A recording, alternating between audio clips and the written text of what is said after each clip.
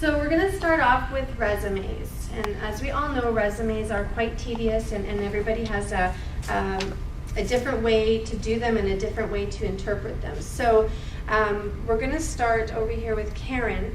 You know, can you tell us a little bit about what tbaytel expects on a resume? Okay. Your contact information first. We need to know how to get a hold of you. Don't put contact information that you don't always use. If you don't always use your cell phone, you're not going to answer it, don't put it down. We need your education, the information about your education, what program you took, how long it took to get it. Is it a 3-year program? Is it a 2-year program? Where you got your education, your experience, so where you worked, what things you did there, some accomplishments you have from when you were working there, a list of skills, as Sharon was saying earlier. Don't just list the skills, tell us how you have those skills. So what did you do to prove that you have those skills? And organized layout. The resume is your first chance to show us your communication skills. So if your resume is confusing, if it doesn't speak to the job you're applying for, it doesn't really speak to your written communication skills. That's what I want to see on a resume. Perfect.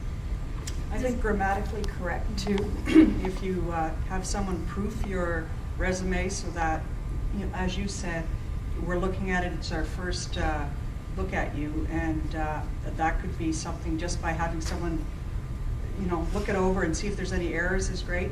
And from our perspective too, mine as well as your personal activities and passions and things, because I know one of our core values at Thunder Bay Insurance is community. So if we see that there's something you're involved with from a volunteerism, we really look to those type of people to be on our team, because usually they're very hardworking people. So.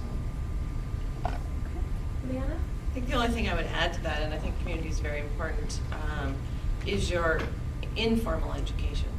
Because I think that a lot of people have education, maybe if we're looking for someone, for example, a driller helper, and they need to have a certain skill, being able to be mechanically inclined. Did you grow up in the garage with your dad putting motors together? You know, I mean, it's not formal education, but I think somewhere in there it's very important to portray your informal education. And there's a lot of informal education that happens all the time, so don't forget that. John, do you have anything to add? They covered it pretty well. I guess to sum it up is that your resume and cover letter could be your first introduction to the person that might be your future employer. So keep that in mind. That's the first impression they're going to get of you and what you'll bring to the table. Okay, good. Thank you. There are some things with resumes that really don't work out very well. And as an employment counselor, I've seen a few, as some of my counterparts probably have. One example is I had a fellow with his photo in the entire 8.5 by 11 page in the background. So it's very awkward reading this resume with him staring back at me. So, you know, how would you feel about that? Probably not a good idea, eh? Also, photo identification, you know, we've had a few things. I had one year, actually Paul and I had a partner, a client together, and he had on the very bottom of his resume, I don't know if you remember this, go Sens go. Yes, so, you know, we want personal interest in activities and extracurricular, you know, but kind of has to lean towards the job. So is there anything that you can think of that would be I don't even want to read further with this resume, or something that really stands out that is, you know, a turn off to a resume? Karen? You mentioned one already, pictures. Some people put pictures of themselves on the resume. They put personal information, their marital status, their religion, things like that. It's not necessary. We only need job-related information. And I have to actually cross that information out, black it out, photocopy the resume before I can send it to the manager. So it's not necessary. It's a waste of your time as well. Already mentioned grammatical errors. Make sure someone proofreads your resume. It's really hard to proofread something you've written yourself. So just have someone look it over first. And again, disorganized thoughts or layout. Don't go on a rant. Just specific information about yourself and how your skills apply to the job you're applying for. Melanie, do you have anything I think to one add? of the things too that I've seen that always kind of makes me go, is when I'll see history, employment history way back. So you have a mature adult applying for a job, and you knew that they worked at a max when they were 14. I really don't. At that point, like too much, I think more relevant to what you're doing instead of having lists of things going on and on. Okay. And just to follow up on that, keep it short. Keep it short and concise. 10 pages of resumes times a lot of resumes is too much to go through. What sort of the length of a resume are you looking for? People always ask us that as an employment counselor, and we have our thoughts, and we're fairly consistent within our agency, but So what are your thoughts first? I'm curious. well, some people, we work with individuals that are internationally trained, and they come, that they have publications that they've completed. So, we have to give them the privilege to announce their publications. So, yeah, if they're going into an entry-level job, we would recommend that they don't include that, but if they are, they're 10-page resumes when they're, trying to get into specific positions. Typically, we recommend, if it fits in 2 to 3 pages, you're good to go. References on a separate page, but That's what I was going to say too, with the references on the third. And if you have a cover letter, if that's your choice to put that in, but I think 2 pages should be plenty. And it depends on the job. Some jobs require more information. Yeah, it's true. Relevant information to the job. So if it is a higher level professional that has publications that are applicable to the job they're applying for, absolutely put it in. But if it's not relevant, then don't put it in. that's right. And Joanne, do you? So the only other thing I would add is when we talk about grammar and spelling and things like that, there's also in terms of consistent language. So I often find when I'm looking at the relevant job experience and the use of the action verbs, that people mix up the tenses. So in the middle of the description of your current job, they're saying preparing, conducted, and help. Like 3 different tenses all within. So your current job should all be current action verbs that denote the work that you're doing right now. Your past experiences should be reflected in such a way that they're past, right? And it's not a huge bad thing. It's not, I wouldn't not read the resume, but I just go into how much care has gone into it. And when we get into the jobs, that I'm sure we all have the experience where you have 100 or 150, or in some cases in our company, 1,000 applicants for one position, then I'm paying a little bit more attention to some of the detail. And it also makes it confusing. Yeah. You gotta love the cut and paste feature on computers, right? And to kind of pay attention to what are you cutting and pasting and what tense is it in. So actually, sorry, then that's one more thing is, again, back to the relevant is saying what you actually did. I was responsible for counting money. Well, you handled cash, not that you were responsible for it. Yeah. Or I was just helping a student over the weekend do it, and I just chopped out a whole bunch of words because it just took 10 words to say what only needed 3 words. So that's back to the point of being concise. The other thing I was going to add is the use of what font you decide to use. It's nice to have this nice monoscript looking thing. It looks pretty in that, but if you can't read it, so it should be something that, is easy to read for a person looking at the resume too. And be consistent in your font. I've also seen where they go from one font to another, one font size to another within the body of the resume. I like you to use the features of bold and font size to accentuate certain things, so I'll always advise, bold in your title of your position or your degree or your diploma or whatever, so that catches a person's eye. But use it effectively so that things stand out. But if you use all bold or all caps, then you've lost what you're trying to draw out of your resume. So use it creatively and carefully. My all-time favorite is capital, bold, and underline. Yeah. All. Very confusing. So with regards to cover letters then, I know sometimes when they have assistance with recruitments, then it's not always necessary to have a cover letter, but if they're applying directly to you, is it your expectation to have a cover letter or not have a cover letter. Application, no application. Karen? We actually ask for an application form and a cover letter and a resume. The application form summarizes everything we need. It shows if you graduated or not. It shows what college you went to, what program you took. It has a form on the back, an opportunity for you to put your references in there and sign, giving us permission to call them. It also has a self-identification form, which the manager doesn't see, just for employment equity purposes, so you can self-identify yourself. And then on the cover, we ask for a cover letter, which should have a summary, not a summary, but highlights of your skills and your abilities and how they fit with the job you're applying for. And then the information that we've asked for, like quoting the correct competition number. We get a lot of resumes, so if there's no competition number, we'll skim over it. If it doesn't really fit a job that we've currently got open, it goes in the unsolicited resumes file. It might not get looked at again. So if we have a posting out, put the competition number on it, and it'll go to the right manager. We don't expect a cover letter. And the one thing that's a little pet peeve of mine is sometimes people will put a cover letter and then send out resumes, and they're not changing. So I've received cover letters on resumes, and the resumes are great, but then you get this cover letter that doesn't match our employment. They start talking about another job posting, and you're like, ooh.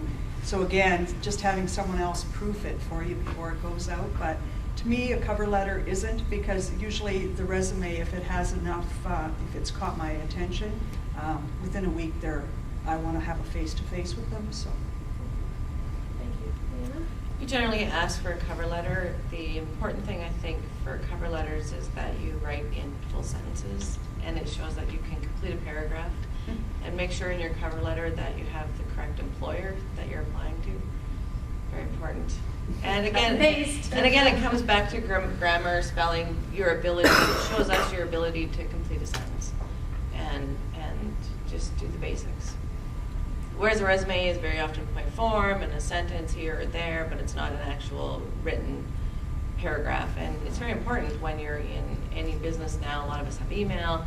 Can you write a correct sentence and capital period, that sort of thing. So it's nice to see.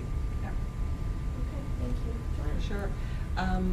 The only other comment I think I would make about the cover letter is about that level of detail, addressing it to the specific employer that you're applying to, and if possible, the specific title of the position you're applying to or department that you're applying to.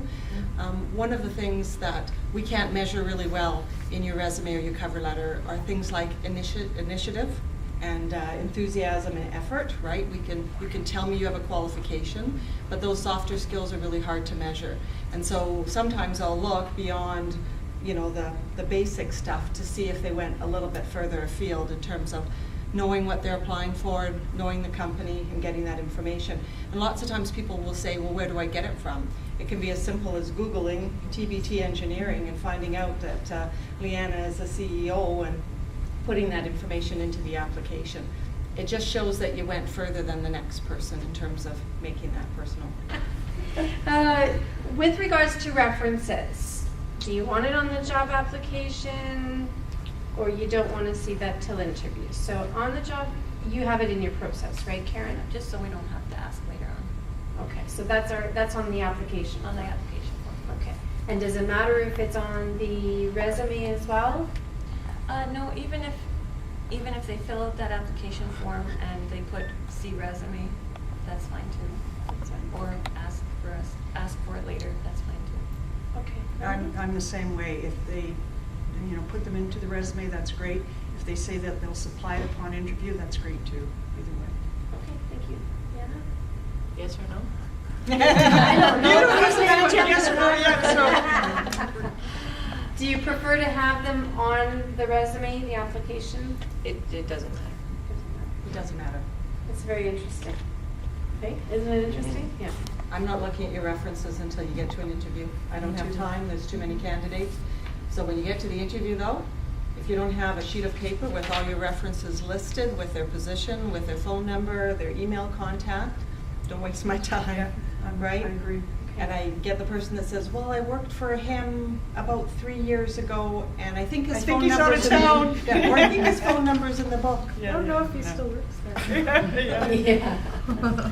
So email addresses. That's Now it. I would say Okay. I'm probably going to phone them and I'm going to do a personal reference, but more often than not these days I have difficulty making contact with people. So at least through the reference I can, or the email, I can introduce myself and try to schedule a time that would be suitable, because I really want to engage in a useful, valuable conversation, which means I don't want to catch someone when they're just leaving for lunch or they're just going to a meeting. I'd like to be given 15 minutes of their time to have a conversation.